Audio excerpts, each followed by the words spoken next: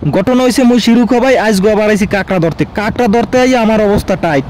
এত দৌড়ইতে রে কাররা, এই কাররা এত দৌড়ে এই আগে বুঝলে কারহার পিছিয়ে দৌড়ইতাম না আমি। তো ভাই শুদ্ধ ভাষা মনে হয় মুই ঠিক করে কইতে পারবো না, খালি মোর আঞ্চলিক বরিশালীয় ভাষা প্রকাশ পাইয়ে যায়। তাই সমস্যা নাই, দুইটা মিলিয়ে দিলেই আনবো ক্লিয়ার হইয়া বোঝানোর একটু চেষ্টা করবো। মানে তো দেখেন কাররাগুলা কতটা চালাক, কতটা দ্রুত দৌড়াদৌড়ি করতে আছে। মানে আমি অনেক চেষ্টা করছি এই কারহার পিছিয়ে দৌড়িতে মোর ঠ্যাং ব্যথা হয়ে গেছে। এরপর ওই কারহা একটা দরতারই নেই, ছুঁইতেও পারি না। এত দৌড়ে পাথর একটা তুই তিনটের উপরে দিয়ে লাভ দিয়ে চলে যায় আরেকটাই। তো এখন ধর্মকে এমনি কন এই সব যাইয়া লাস্টে একখানে কাছাইছে, অনেক দূরে যাই কাছাইছে, যেখানে মোর যাওয়া সম্ভব না। তো এই জায়গা গেছে কি দৌড়লেন আমার দৌড়ইছে, তো দরতারই নেই কারহাগুলো।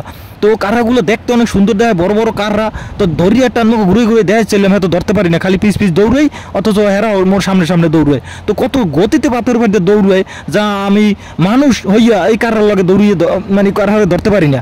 তো দেখবেন না কেমন দৌড়ানি রে আমার দেশে। তো দৌড়িতে তো একটা সময় কাররাগুলো সব একদম ওই নদীর সাইডে চলে গেছে।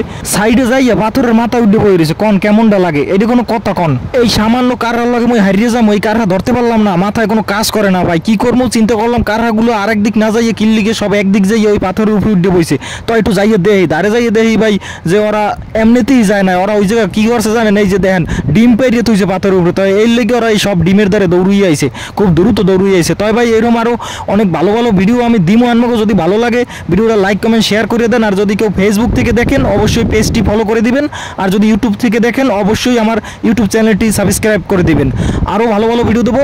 ততক্ষণে সবাই ভালো থাকবেন, সুস্থ থাকবেন। আল্লাহ হাফেজ।